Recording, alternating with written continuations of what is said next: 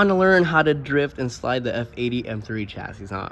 Well, don't worry, I got you. Just like you saw in that last clip, I will show you guys. Oh, look, F3! Hey! What the frick, dude? That's a, what are the, what the heck? Anyways, so you guys want to learn how to slide these cars? Well, dude, that was perfect timing. I don't even know who that was. Damn. Well, anyways, if you guys own an F80 chassis and you guys or F82 and you guys want to learn how to slide these cars just like I showed you guys in my last clip, don't worry, I got you guys. Stay tuned for what I'm going to say and inform you guys, because it's really important and it's going to help you understand on how to slide these cars, and these little details really do matter.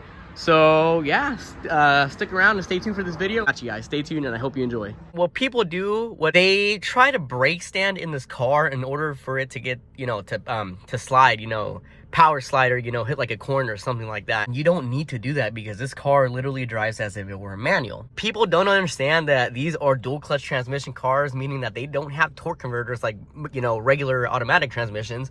These literally drive as if it were a manual. So what I mean by that is this car has no torque converter. For, you know, if you guys know about cars, you know, this doesn't have a torque converter, you know, because it's a dual clutch transmission. This car literally drives as if it were manual. So most cars, for example, in an automatic transmission, as soon as you put it on drive or reverse and you let go of the brake, the car automatically rolls. On a DCT, it does not do that. You literally have to hit the gas. It's basically like engaging the clutch as if it were manual. And the way by doing that is by tapping the gas, because it's programmed to do all that. So as soon as you hit the gas, it programs to engage the clutch and make the car roll.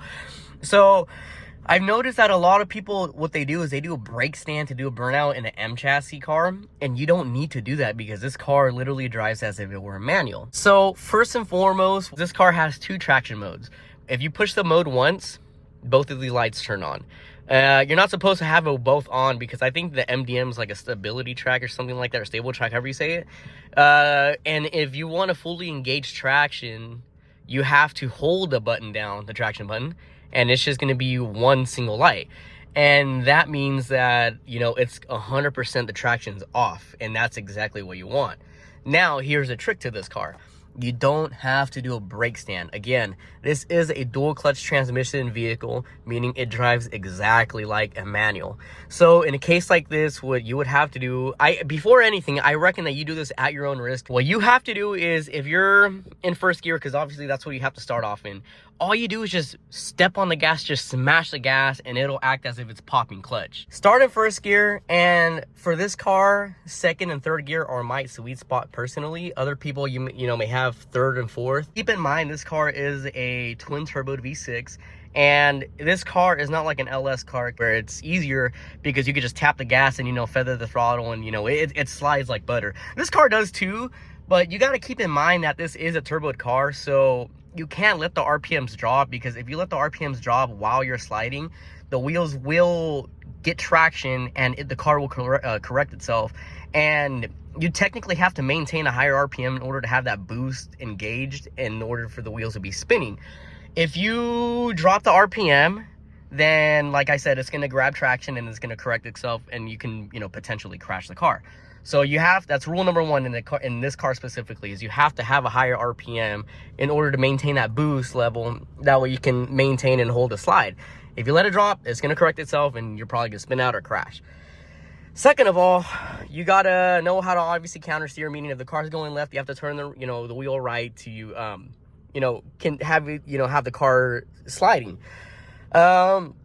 What I recommend is want to put it on sport mode for the little RPM light. And reason is because there's more throttle response as opposed to where it's efficient. And with efficient, the valves are closed, so you're not going to get the proper air running through the exhaust. So you want to have it on Sport Plus. And I personally like the steering wheel on Sport because it's not too heavy, it's not too light. If it's on Comfort, then it's too light. If it's on Sport Plus, then it's a little heavier. So I like it in Sport, and that's where, like, it's perfect to me. So those are that's that. Maintain the RPM on this because you don't want to let the boost pressure drop. Want to start first, and once you get the wheels to spin a little bit, just hit second and third, like I said, depending on where you're hitting, how far you're hitting. And one thing that I like to do in this car specifically, because this car doesn't have a clutch, is I like, a good thing to know is to get comfortable with tapping the brake while you're sliding. Reason is because these cars are really quick, straight line or sliding or turning. And specifically when you're sliding, as you're sliding, you know, if you guys are not familiar with this technique, if you hit the brake, it'll slow down the wheel speed and it makes the car a lot more controllable, because these cars are really quick. And if you know, if you're just banging through the gears, the car's gonna want to go faster and faster and faster. So I really reckon that you get comfortable with tapping on the brake while sliding. Like I said, it's gonna lower the wheel speed, and it's just gonna make the car a lot more controllable, and the slide's more controllable in general. So get comfortable with that. Every car in general, every car. I mean, if you guys have ever seen like the foot, you know, the way the foot maneuvers, you know, in drifters, you see how they hit the clutch and hit the brake, all that. And, you know, it's really important, because you don't want to get the wheels too fast, and then, you know, you want to be able to have it at the proper speed so you can maintain and control the car. So keep that in mind. Use the brake. You don't have to, but I reckon that you get comfortable with it, because it does help. The reason why I say second and third gear is the sweet spot is because the gears are really short, considering the fact that this is a 7-speed transmission.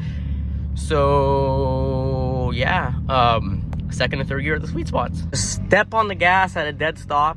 Careful with the wheel hop, but as soon as you get the wheel speed going, immediately hit second. Watch. No cars, no cars. We gotta be safe about this. You ready?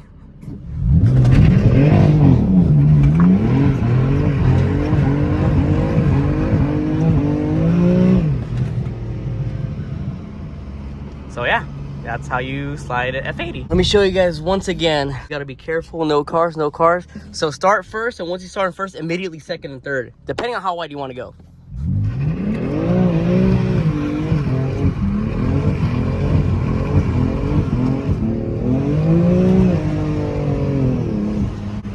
That is how you slide the F80s.